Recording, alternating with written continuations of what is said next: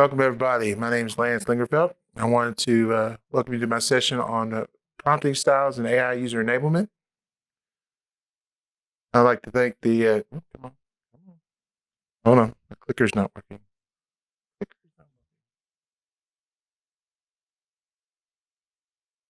we go. All right, thanks. I want to thank the sponsors here at Convenex for having me this year, and thank you to the sponsors. They put a lot of money and a lot of time into this event, and I've enjoyed it. This is my second year here and enjoy it quite a bit. So if you get to come back every year, that's a great thing. So, but see these sponsors if you get a chance. Again, my name is Lance Lingerfelt. I've been in the IT industry for about 20 years. I'm an MCT for about 24 years. 20, 25 years I've been in IT.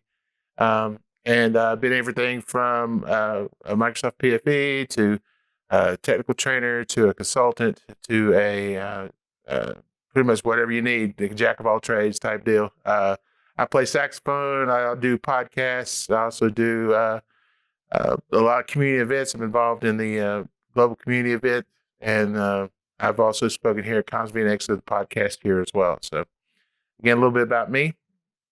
What we're here to talk about today, our agenda, we're going to look at a couple of prompting styles for AI. Now, when I talk about prompting styles, I'm talking about the way you talk to AI. There's a lot of different ways people want to look at how to get AI to give them what they want and give the answers that they want to whatever questions or queries or topics that they have. And we're going to talk about some of these ways to approach that. And my goal here is to get you thinking differently about how to approach AI and how to talk to it. And not only to help yourselves, but to help others too that might have a kind of a fear of AI and might be wondering, how can I get AI to work for me and not work against me? So again, these prompting styles are based on psychological conversational things that are done between us people. So it's kind of get you out of the search engine mode and get you started to talk about AI in a conversational way. So let's look at some examples, some use cases, and we'll try to have some questions at the end. All right. So what AI does, prompt engineering styles, again, enhances AI adoption. It guides user interaction. It helps better the user experience for you and your users and your learners. It helps better user comprehension when working with AI. They comprehend what they're getting out of AI. It helps to connect users to AI in a different way and helps them drives enablement success. So if you're in a situation in your company where AI is just getting started, you're piloting it, and you're having trouble getting users to kind of embrace it, this might be a way you can approach it in your community event, where you talk to each other when you discuss AI and how you use it. When it goes, we're all trainers. We all learn and we all train. We all do. We all help each other out, especially in IT. You're always helping out your fellow users with things like that. So the goal here is to get that aha moment. We all have that moment where we learn something. We're like, oh, wow. And to see it happen when someone gets it for AI the first time totally changes their perspective on AI and totally changes the way they will use AI in the future. So the goal here is to use these styles and use this way of getting people to use AI in a way where they get that aha moment. And all the rest will come from it as well. So again, you'll get these slides at the end, so don't worry about taking pictures. You'll be able to get them at the end and get this information. All right. There are a lot of different prompting styles here. Well, these are the ones I'm going to talk about today, from chain of thought all the way to directional stimulus prompting. Now, you might want to know what these different ones mean. I'm going to go over each one of these. These are 8 of them. There are 17 that I know of that I have actually studied, and there's probably more of them. And these are all different methods that keep coming up with new methods and new ways of saying them. But you might have heard some of these before, like chain of thought prompting, and sometimes Microsoft uses this as a kind of a way to kind of get people to do their prompt engineering, get their prompt engineering going. So we're going to talk about that. Tree of thought. We're going to talk about meitic prompting, complexity-based prompting, generated knowledge, least to most, self-refining, and directional stimulus. Again, my blog site's at the bottom there. I did a whole study on this. I have a bunch of pages on all the styles that I've gone over, and I guess there's even more to come. So. And here's some of the expanded ones. We talk about like zero shot, role play, constructive prompting, debate prompting. I don't go over these in this presentation, but these are all available. These are a little more common nowadays. They're more advanced, even though most people are just using them. They don't really understand what they're doing. But I'm hoping to maybe help you guys understand where it's coming from. And they kind of just are asking the questions and getting that conversation piece. So I think this will help you and to use AI and kind of know what you're doing when you're approaching AI, when you got a topic you want to tackle.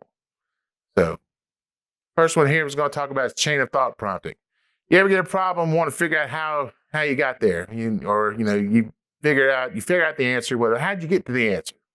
Well, chain of thought prompting is just that. It's a chain of thoughts that get from a start to a finish. And you can ask AI. You can always ask AI to tell you how it got that answer. So basically, the whole point of chain of thought is to go from a start to a finish. Each step, describing each step it goes through to get to the answer that you want, and so that you understand the whole answer, not just the answer.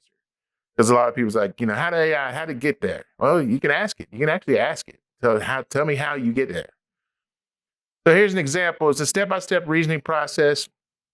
You'll see in a lot of the newer versions of the reasoning engines that you see with ChatGPT, Gemini, and Copilot, you'll see them actually go through that reasoning process. They're actually going through the chain of thought prompting process. So you see that's actually going through your question, what you ask it, and going through that reasoning process. That's kind of the chain of thought process in this sense. So you want to basically lead the user towards a clear goal of how you get that answer.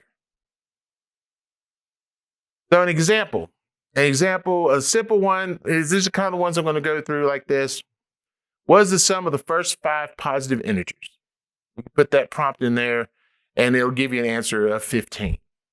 Okay, so basically what you want to do at this point is you want to ask, well, how did you get that answer? Please tell me the step-by-step how you got that answer. Or you can tell it to do chain of thought. Can you tell me your chain of thought of how you got to the answer of 15? And then what it'll do when it answers, it'll tell you, well, I took the first 5 positive integers, 0 through 5, and added them all together and got 15. And so to do that helps a user say, okay, AI is telling me how it got the answer, so I can see that it reasons. I can see that it's actually using a logical process. So it kind of takes some of that fear away of just, being a search engine or, vetting the answer. Also, it's good. A lot of people like to use chain of thought and ask AI to show them the chain of thought that they used so they can vet the answer. If a lot of times what you want to do when testing a new topic is the answer already. So tell it, how'd you get to this answer? And then you can vet the steps and then refine it as needed, which we'll go into refined prompting later on. But basically, this is the most common used a feature today in the reasoning process. Next one we got here is tree of thought.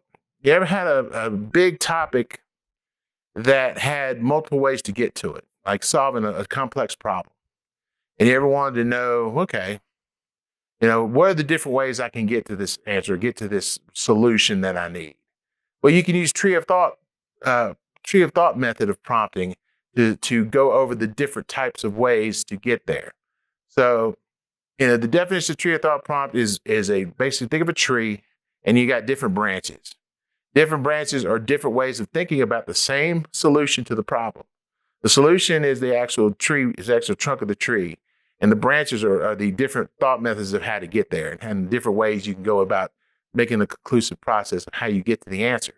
So you can see if there's a different way of thinking about the same answer to the problem that you've got in front of you, which we're using with AI is a very good tool to kind of help brainstorm and get your senses right with AI in the way you like to think. So if you like to think about different ways to get a particular answer, you can work with AI and ask it to do a tree of thought. And let's go to this branch and see the different ways that we get to the answer to solve this problem using this method.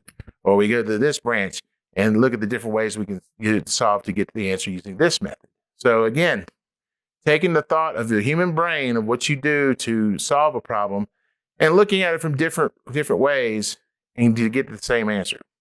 The quickest thing I can think of is getting to the control panel. You can go to start, run, and do the command in the run prompt, or you can go to the command prompt in the CLI and type in the command open control panel. Or you can go through the Windows system, right click the Windows start button and go to control panel. Those different ways, a lot of different ways to get to the same answer, the same thing. And so, and there's different trees of thought of why people go the routes they go. So if you've got a complex problem and you're saying, I want to figure out what the reasoning is, why do I think of it this way? Or how did the AI come up with this answer? Why did you come up with this answer this way? I think of it this way. Actually converse with it. Say, I think of it this way when I figure out the problem. Where's the method that you're coming from? And so let's explore this particular tree. And you can actually have a conversation where you explore how it derived where it needed to get the answer from. So it's a very, very neat way, again, to kind of connect the person to the AI and the AI to the person, because they can find a method that goes, aha, okay, so now I see how it's thinking. So maybe I can form my questions in a way that I'll know to do either my method or I can learn to do its method. And we still get to the same conclusion, the same answer. So an example of that, we want to decide the best marketing strategy for a product launch. Simple task, you might say. But there's different ways to choose what strategy you might want to use to launch the same product. So you might be thinking one method like, okay, I want to use these particular paths to market and advertise this product to bring it to market. And then you might say, AI, is there another method we can use in tree of thought? I'm working on this topic. Can we use tree of thought method to look at some other possibilities of bringing this product to launch? And you might get some ideas from it. So again, it's using AI as a tool to help you think, even expanding your thought processes and maybe figuring out some things you didn't think about in the beginning. So it's like having another colleague there to talk through it. So again, there's practical applications for all this. It helps enhance the user's ability to use the AI as a tool and someone to bounce ideas off of and to get things to work for them, so that, you're saying, wow, okay, I didn't think of that way until product launch. Maybe we can integrate some of this.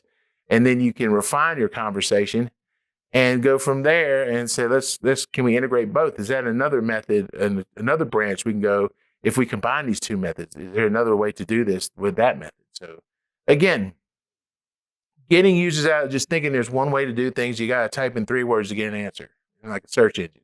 You're actually conversing, you're actually thinking with the AI, and the AI is giving you answers based on what you're putting in there and what you're thinking about. The next is magnetic prompting. I like this one. This is the Socratic method. You ever been put on the spot? Being put on the spot makes people either come to rise to the surface or think. And how does AI do this? Okay, well, AI is going to be put on the spot. So, if you think you have the knowledge of an answer or a topic that you're talking about, and you want to put AI on the spot, go ahead. Say, okay, this is the answer. Why is this the answer?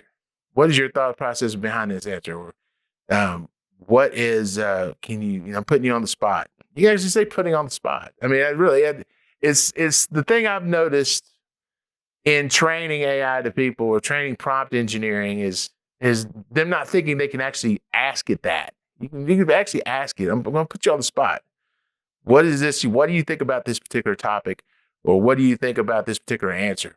You think something different could work? So again, Socratic method brings out the AI's ability to be put on the spot and give the answers based on the questions you ask it. Also, you can have AI put you on the spot. Have it say, I want you to give me 5 questions in a Socratic method to help me explain to you why on this topic and my explanation on this topic. And then if you agree or disagree, then you can debate on it. So you can actually say, I have this issue. Here's the answer that I know it to be. Can you put me on the spot and give me 5 questions as to why I think that? And then lead me down that path and lead me down that way to be put on that spot. And if you're practicing, let's say you're practicing for a presentation and you got people that are going to question you. and you know you're going to get put on the spot. You can have the AI put you on that spot with the Socratic method. Say, I'm presenting on this topic. Here's the PowerPoint. Here's what I'm talking about. Can you give me 5 questions? Puts me on the spot. Or give me 5 Socratic method questions to help me explain it to you, and then critique me on my answers.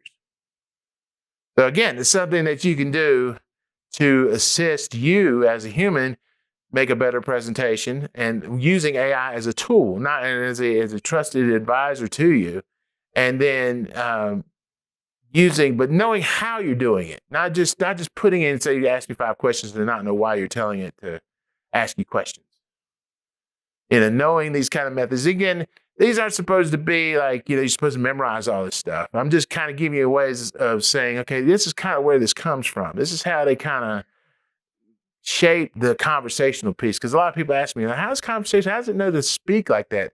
Again, yeah, it is probability. It is clustering. It is the way that it learns, machine learns from what we input into it. But again, knowing how people converse and how they talk to each other helps understand and helps you pull the information that you might want to get out of AI. Because AI can tailor itself to be what you want it to be as far as how it speaks to you, how it converses with you, how it gives you the answers, how it questions you, and it challenges you as a person. So using this method is another good way to do that as well. Again, tell me if I'm going too fast here. I'm trying to keep it slow, but there's a lot of material here, so I'm trying just to keep it going. If you got any questions, let me know too. We're gonna have Q&A, but I'll try to answer any questions you might have if they're quick. But again, the Socratic questioning technique, it's using the put on the spot method to get the answers that you're looking for, or get the explanations that you're looking for. You might have the answer, but you want the explanation behind it. So using the Socratic method can help with that explanation and help you get used to. And I've even used Socratic method to have it say, I'm going to come at you in a Socratic method. Tell me if I'm doing it correctly itself. So if you want to get better at using Socratic method, you could actually have AI assist you with that. You say, let's talk about this topic. I'm going to put Socratic method on you. Tell me if I'm doing Socratic method correctly. And then review it, and so you can use it as a learning tool. I mean, AI is supposed to be a tool to help us. It's not supposed to replace us. It's supposed to enhance what we do and how we as people work, live, and interact with other people and machines. So again, it's a good method of doing it, and I like Socratic method. Here's an example. We want to understand how to improve customer service and customer satisfaction in our business. So you would ask a series of questions, or put in some information that says, we've had these ratings, here we go. What would you do to solve this problem based on the information I've given you? That's the Socratic method. That's putting it on the spot, telling it, find out the answer, tell me why, and then tell me why. What would you about the specific, you told me about the specific answer. What do you mean by that? So actually going into those different questions and questioning the AI, questioning it, and then pulling the answers and questioning yourself. And, then having maybe a question answer a question with a question. Sometimes you'll see AI do that. You might be having a conversation with AI and it'll answer with a question. It'll answer you, asking you another question, trying to get more information. And, but in Socratic method, it could be, is there a particular thing you're looking for? Is there a particular answer that you're searching for? Is there a particular method that you're looking for? So you can use these questions in order to kind of critique and go back and forth with AI. And again, it's help you get that aha moment. Aha, okay, so I can use AI to do this. Wow, this is really cool. And again, that starts when you have these different methods and you're talking with your users. You got users that likes to ask a lot of questions, this method might help them say, use that questioning method on the AI. Say, I got this topic and I'm going to ask you a bunch of questions, be as specific as possible for me. So again, it gets that fear out of there. It gets the fear out of them. The whole thing is to get this fear. And it's getting better. More and more people are starting to use, but again, there's a statistic out there. only 14% of people in the world have adopted AI in like any sense. 14%. So it's still a lot of people that are still kind of wary about it. And I forget what study that was, but I was at the conference in DC, and that was one of the keynote speakers told us that. That one stuck with me. So only 14%. So there's a lot of yeah.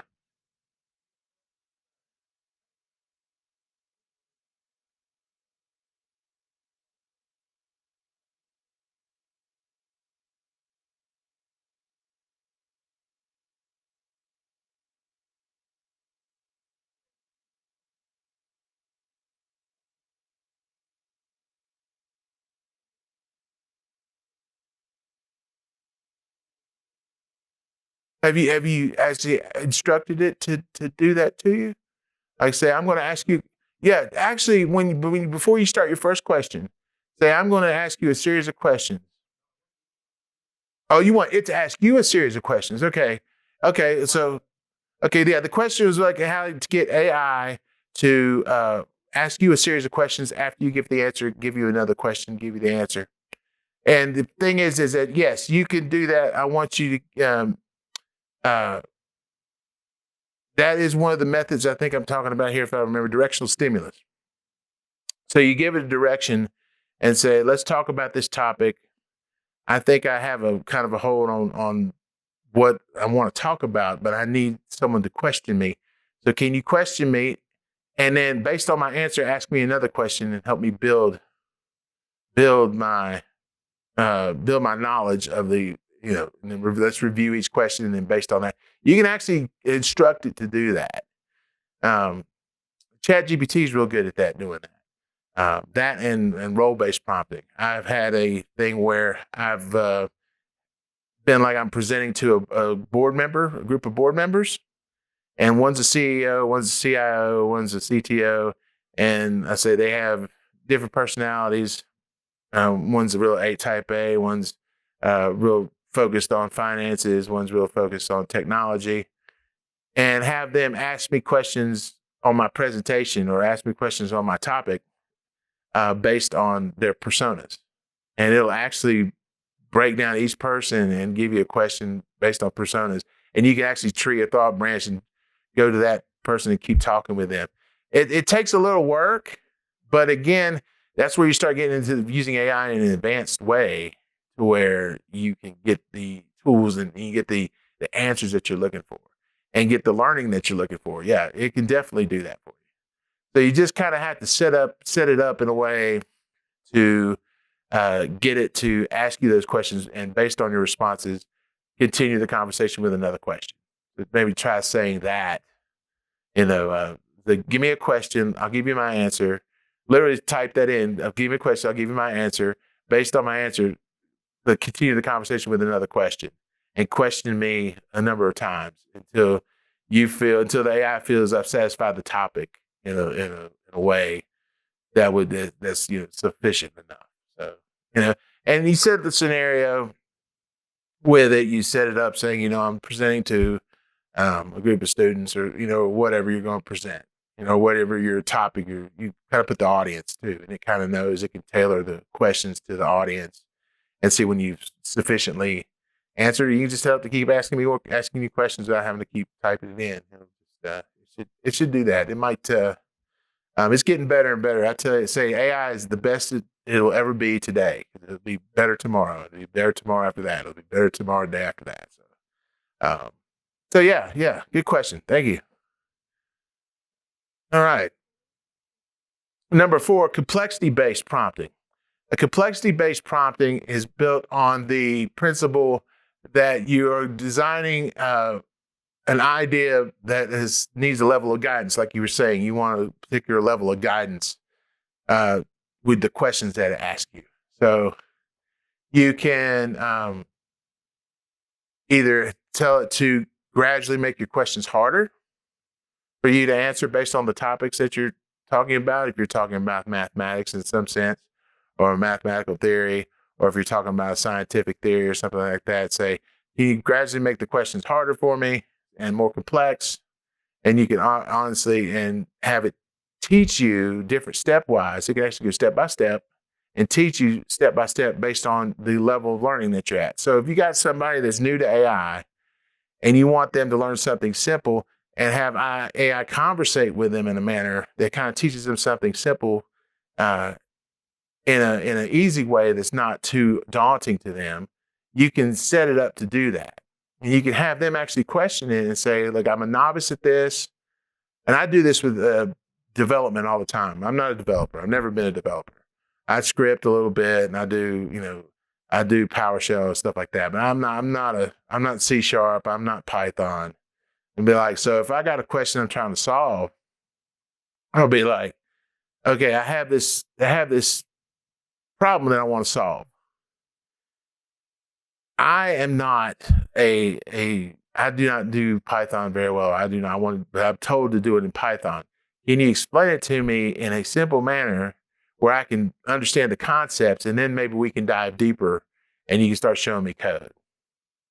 So again, and you gotta get used to talking to it like that. You actually say it in those manners. So you're actually kind of explaining yourself to the AI, and it'll start learning the way you speak and the way you talk, and it'll start getting honed in on how to make you more effective in thinking through the process. So I use this all the time for, and then like my buddy who's a C# developer, been one for 20 years or however long C# been out. He'll ask a complex question. He'll put the code in there, and it'll churn out everything. And that's where the agents come in. Everybody's talking about agentic and agents. Agents are starting to take over as far as like for developers having it check code and write new code that might be better without it even asking, having to do it itself. But Cursor is the new developer app that's out there. It's kind of like VS Code, but with AI built into it. So he takes this complex code and he's like, I got my code here, and I tell it to troubleshoot this code, and then I tell it to write some better code for me. And it goes and it does its thing. And it's like sitting, and you see the screen going on the right-hand side. I'm like, that's insane. That's just insane stuff. But again, hey, he does it at a complex level, and he's trained his AI and trained his way he prompts to be at that complex level. So you can do it from very simple to very complex. You adjust your prompts based on the complexity level. So if somebody's teaching somebody new, I got someone that's they just do very simple questions, keep them simple, get the answers they want. If you're not getting the answers you want, tell them you're not getting the answers that you want. Tell the AI you're not getting the answers I'm not getting the answers that I'm supposed to get. Can you retell me how to get to this issue? That was too complex of an answer for me. So you can basically tell how to solve a task or how to complete a task or how to learn to do a task based on your complexity. And so as it gets better, they start interacting with AI more. Again, this is to get the interaction going, get the fear gone. And they start interacting more, and then they'll gradually get more complex themselves. So you'll start seeing that. And that's a really good method to do that. So again, you want to define your goal, identify the key components of that goal, and then get the detail of each component of that goal and have it explained in a way that the user will understand. And again, refining it. I'll talk about self-refined prompting here in a little bit, but refining the responses and refining your questions and your prompts based on what you're comprehending the answers to be. So, if we want to develop a competitive marketing strategy for a product launch, I don't know how to do any strategy. Again, I would tell it, I'm a novice at this. What are some of the things we need to do to start? And it'll start me at the very beginning. And it'll say, you need to start with this, or can you explain this a little bit for me? Again, I'm a novice. So it might go into a little simpler explanation instead of going to doing all these charts and graphs and everything like that. You don't need to know all that right off the bat. But it might help you when you're trying to do something, building your own business. If you're building your own business, it might be something you want to use to start with a simple, and then go complex as you start learning the material. And AI will go with you on that journey. So that's a good way to do that as well. All right.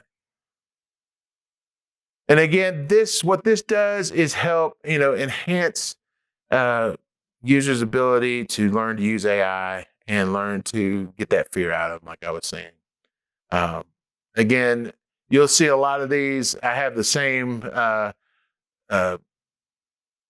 the same applications, the same goals that you achieve by using this method is to help people uh, enhance their usage of AI and adopt it, because we want to adopt it. The whole point of using these styles and helping others kind of use it is to help them adopt it and help to get that aha saying, okay, you like to go through instructions, you like to go through simple tasks and learn something this way.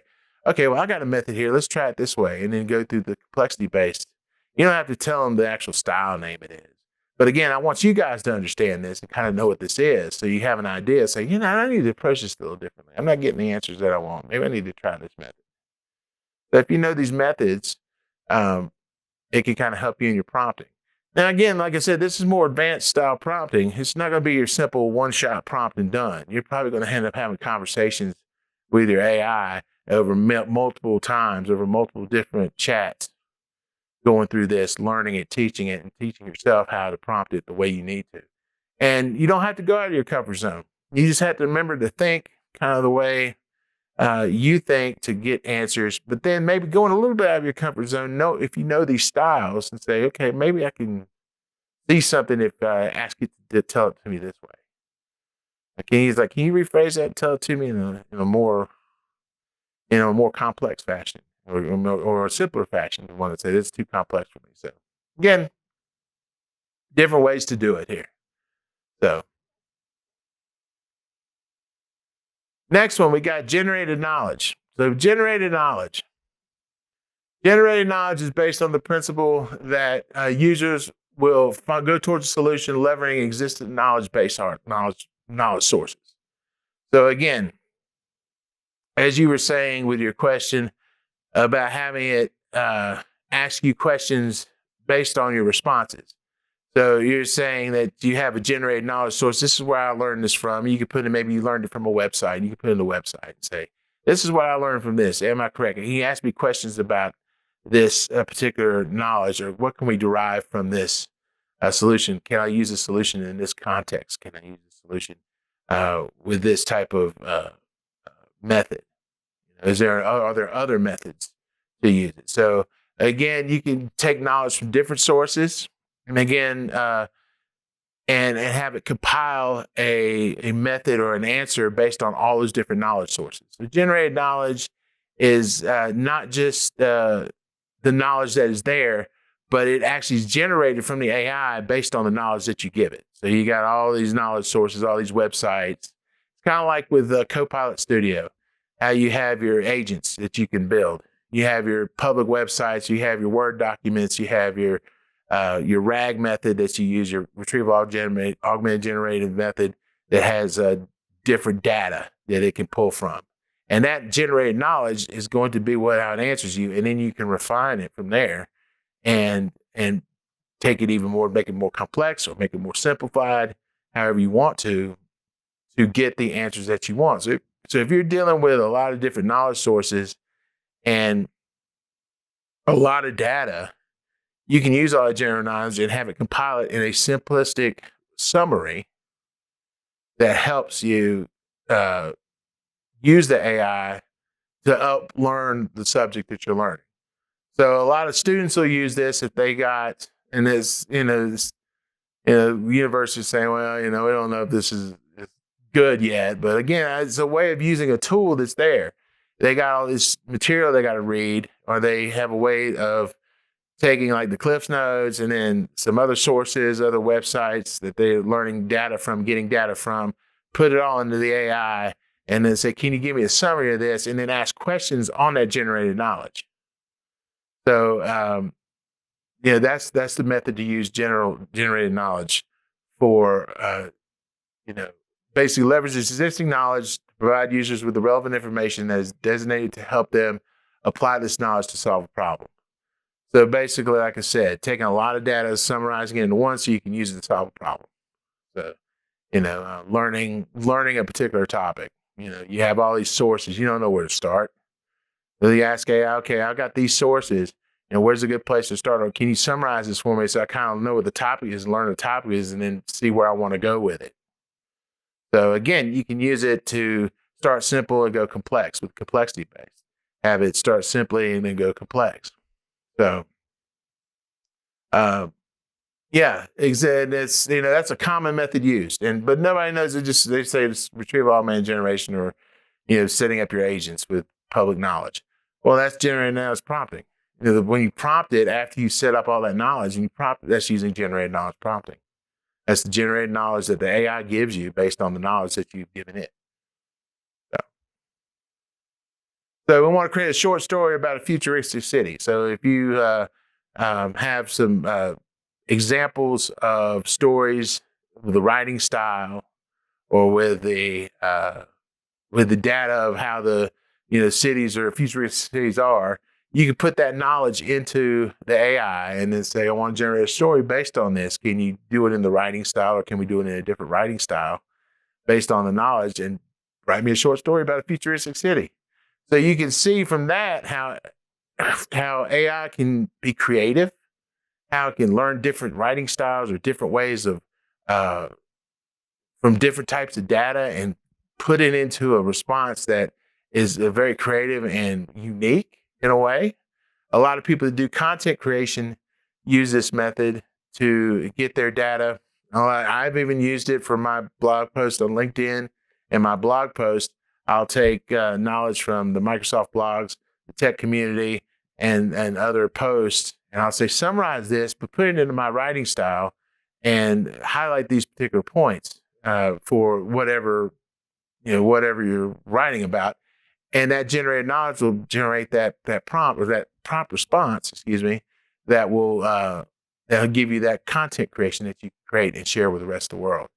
So again, generated knowledge is a good way to use that. All right, least to most. We're getting there. We got a couple more. I think we're number 6 or 7. Least to most prompting. Least to most prompting is a technique that provides users with different levels of guidance based on their individual needs. The prompts start with minimal guidance and gradually provide more guidance as needed. This technique is used to support users in developing new skills and achieving greater independence. So again, back to your question, least to most prompting, you can actually say, like I was telling you, you can actually make the questions get harder. So now you can tell it, say, let's start with this topic. I want to learn more about this topic. Can you give me a series of questions based on my answers? Make the questions more complex afterward, and let's keep going, least to most. So you can start it at that method. And in the process, it will guide you. It can review your answers and guide you where you need to go to learn the best possible answer for whatever topic you're trying to learn. So AI can actually guide you and help you learn a topic or learn something in a method that doesn't make you seem like you just got the answer. You can actually, understand where you got the answer. So it kind of uses some of a chain of thought, but it asks you to use your mind in a chain of thought. Trying to say, okay, is this the correct answer? How do I get here? Okay, so you're asking me this question. It's even harder.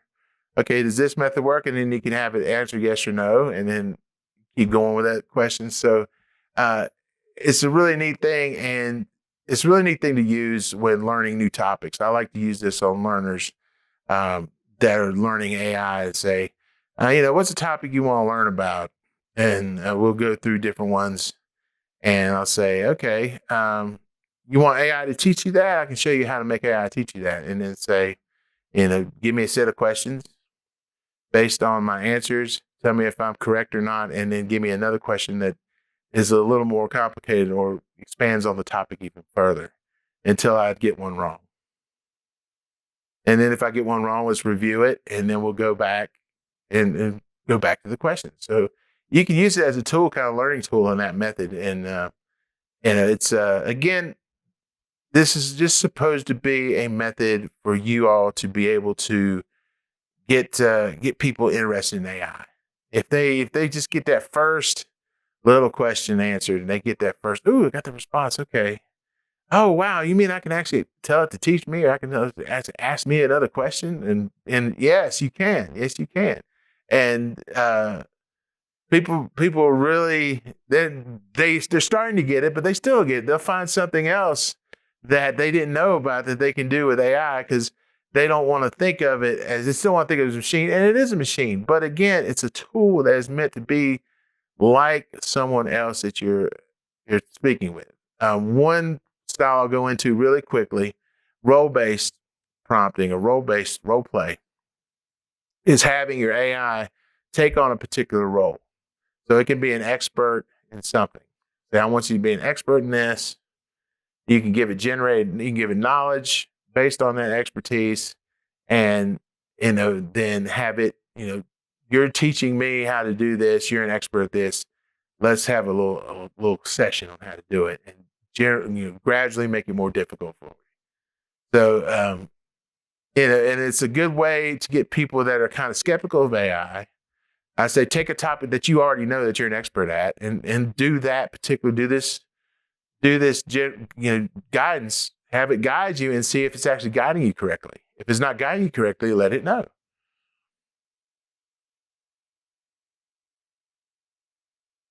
Examples of least to most prompting.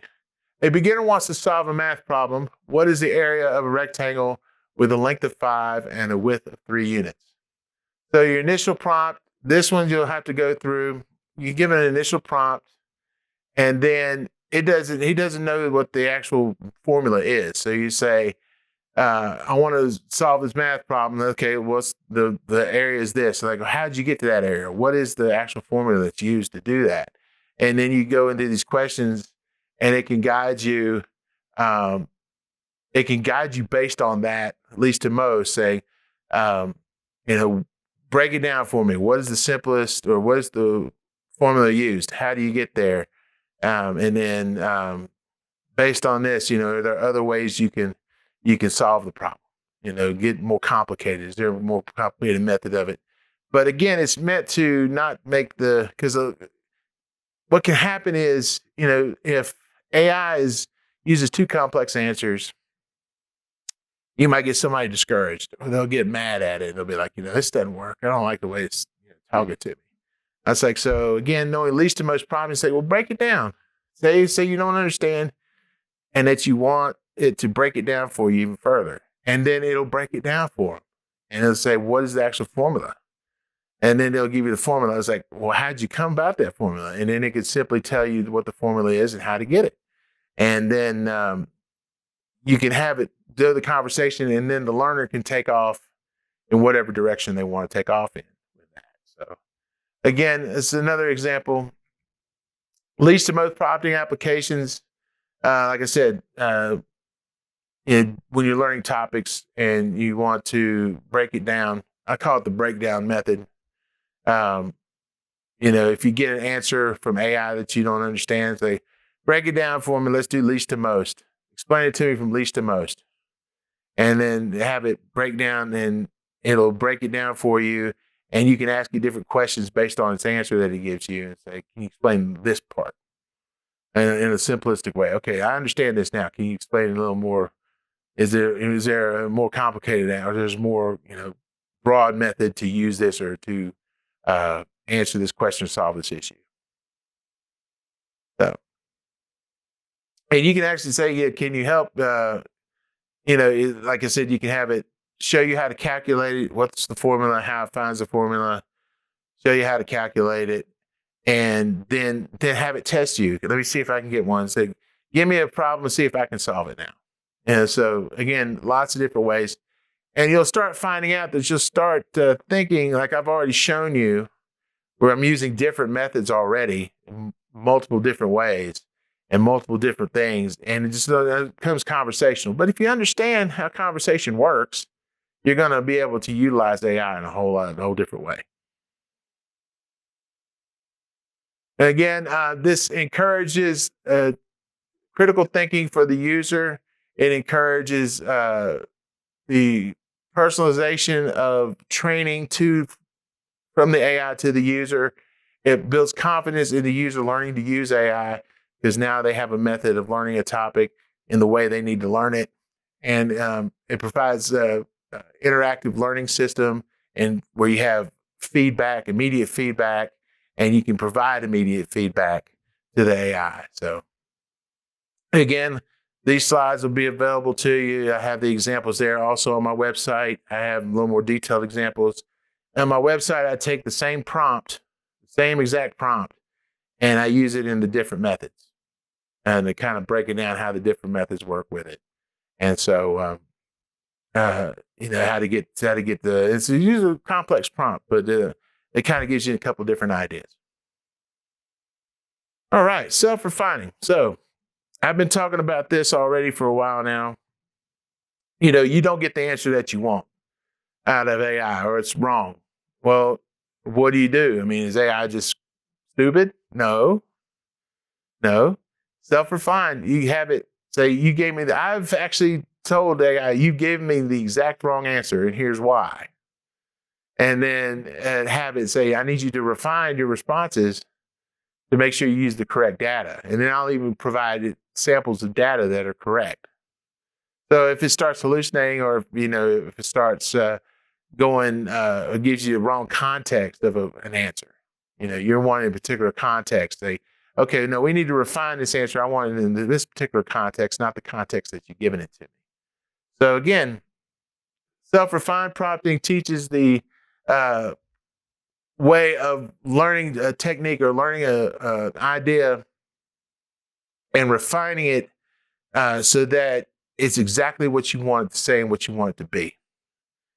So you might have gotten an answer, but it might be not geared towards the audience that you're trying to present to. So you're presenting some math stuff, and you don't want to present it to a particular answer, that would be suited for dancers, to a math group. So it might be based on its conversation in the past with you, it might still be learning you, and it might give you an answer that might not be contextually correct. So you can do a self-refined method and have it refine its answer to be more technical and more precise and more to the point. Or you can say, I need your answer to be more broad. I need it to be more generalized so that it's not as daunting to the people I present this to. So again, self-refining is not just having it refine its answers for you, but actually you refining your questions. Iterative self-improvement. You always want to improve the way you prompt AI. This whole thing I've been talking about this whole hour has been about learning how to prompt AI and using styles, not actually wording, but styles. The way you talk to the AI, the way you use these methods to improve and self-refine your interaction with AI in general. So self-refined prompting is an iterative self-improving process that guides users through a series of prompts designed to help them learn from their mistakes and make better choices in the future. So again, not only you can do self-refinement, you can say if you had an answer that you gave to something, or you had a response that you had. I use self-refining when I'm creating content. I'll be like, is this answer that I just provided, or is this blog post too technical? Can you help me refine it in a way that is a little less technical or more suited to a general audience? And then by doing that, it gives you that answer, and then you refine the way you type in the future. You can refine the way you answer your questions. If you're wanting to learn how to, speak to CISO, like a CISO or the C-suite of people, if you have trouble every time you go to the CEO of the board, and every time they look at you with blank faces, or they're looking at you like, they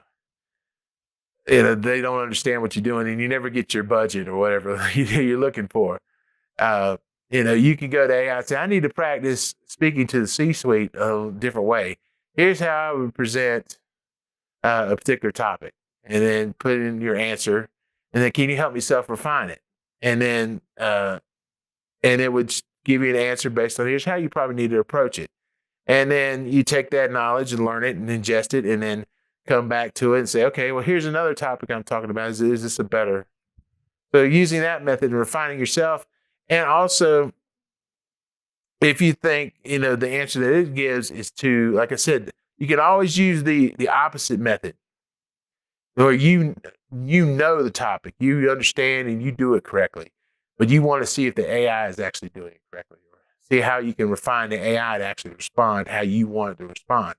So you can say, give it a question, it gives you an answer, and then you come back and say, well, that answer is not suited to my board of directors. I need you to make the answer softer, keep it more professional, or keep it less professional, or whatever you need to do, and you can actually refine it that way and have the AI refine itself.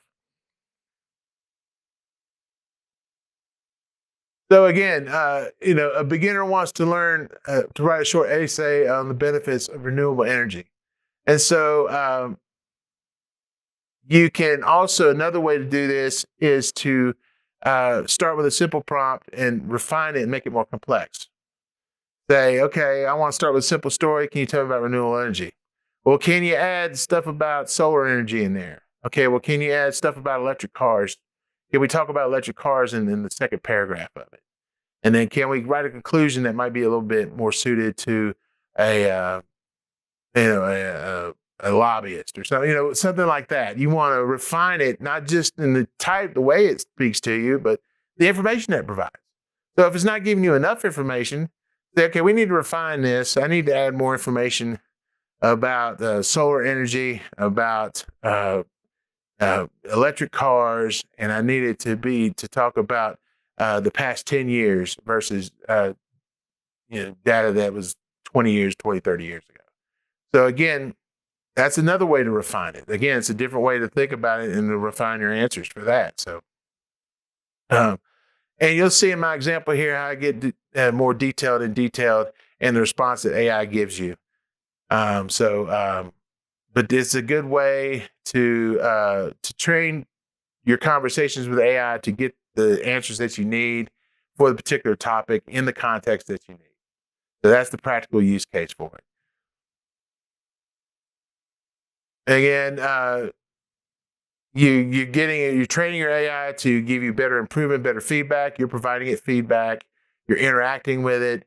You're learning how to use the AI, getting more confident, learning how to use it as a tool to help you and to help itself make you better and make you more efficient. And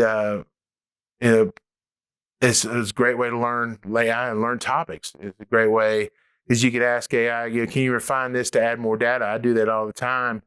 If I get a response that I don't want, like I'll do a blog post that talks about AI in healthcare or something like that, and it'll give me a 1,000-word post. I'm like, whoa, that needs to be 500. Can we refine this and put it to 500 words and make it a little more on this particular topic in healthcare?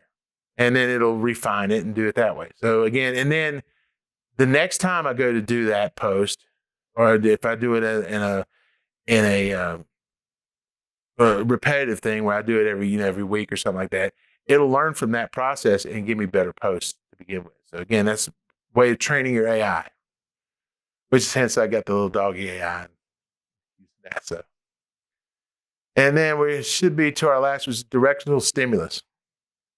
Again, if all else fails, tell it what to do. Directional stimulus is a problem-solving technique that helps users focus on the most important aspects of the problem by providing it directional hints. This technique is effective in problem-solving in various domains. So, if you got a problem that you're wanting to solve with AI, instead of getting the broad topic, you can focus on a particular topic and say, let's just focus on this particular aspect of this problem, and let's solve this problem first. So you give it direction and say, okay, now that we've got to solve this problem, let's talk about the second topic that we were going through in the broader sense. So AI gives you a broad answer on how to solve a problem. But you want to go into each one and have specifics on how to solve each step of that problem or each branch of that problem. So you go, let's go into this branch. I'm going to let's solve this problem specifically. Okay, and then take that data, have that saved. Let's go to this next one based on the data that we did here. Let's go through this problem, solve this problem. And you can go through it and break it down and guide the AI to give you the specifics on each problem that you need to solve. There's a sub problem of the big problem. So again, if you got people that like to break down problems and look at something complex, if you're in a situation where someone is frustrated with AI, they're like, oh, that thing can't solve anything. You know, I got real problems. I got all these things I need. They got all these different nuances to it. I was like, whoa, okay, what are the nuances? Does it give you the nuances? Like, well, yeah, it says the nuances, but it says, you got to solve this, this, and this. I was like, tell it to solve this problem first for you and how to do it. And break down each one. And then they love it. They love it. They start getting into it, and you'll see them they'll come back to you about 3 hours later saying, man, that was the best thing I ever learned in my life. So, again, you providing directional hints, telling it, and AI can do this for you. On the flip side of it, if you got a problem that it solves and you're wanting to break down how it solved the problem for you, or how it solves these problems, can you kind of give me an idea how we need to go about this? And then maybe it'll give you a directional hint where you can where you can figure it out yourself. You can always use AI in both directions. You can tell it what to do, and you can have it tell you what you need to do.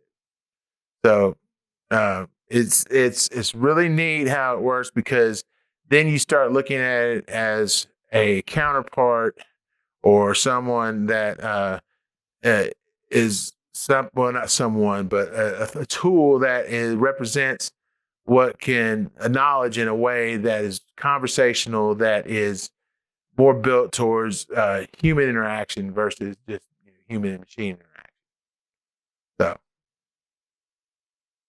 a beginner wants to write a persuasive essay on the importance of renewable energy. So I go through the step-by-step process, showing the initial prompt and the AI responses, and it goes through different aspects of it, teaching it and telling it what he should be able to write about. So he's like, I want to write about this. Where should I start? Well, I was like, okay, well, you should start here, and I can give you some hints on what to write here, but I'm not going to give it to you.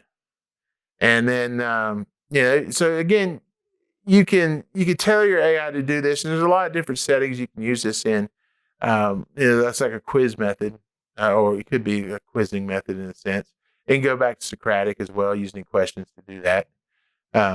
But yeah, directional stimulus is a great way to do that. And again, I go into it. I don't want to read everyone else saying and read this whole thing. It's a lot of stuff, like I said, but again, my website breaks it down. And but directional stimulus provides structure. It guides user to focus on the topic at hand, so that they can do it on their own, and AI doesn't do it for them. It builds confidence because they got someone that can challenge them to solve problems without giving them the answers, and they can provide an interactive learning session, and then they can do it as well. They can guide directions. If they want to just get the answer, they can guide it, say directionally, tell me what we need to do. And you can have a conversation with it. It can give you a question back. It might answer you with a question. So again, what we learned here today are 8 different prompting styles, which help you talk to AI and help you think about AI in a different manner. How to approach when you're sitting in front of that tool, how to do that, and how to make it work for you, and getting that aha moment. Again, any questions? Any final questions? Yes.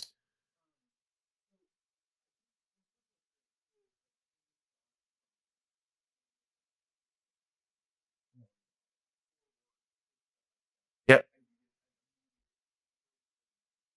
Yep.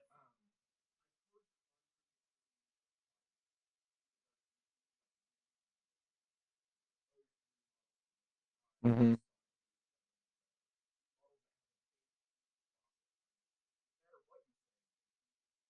Right. Right.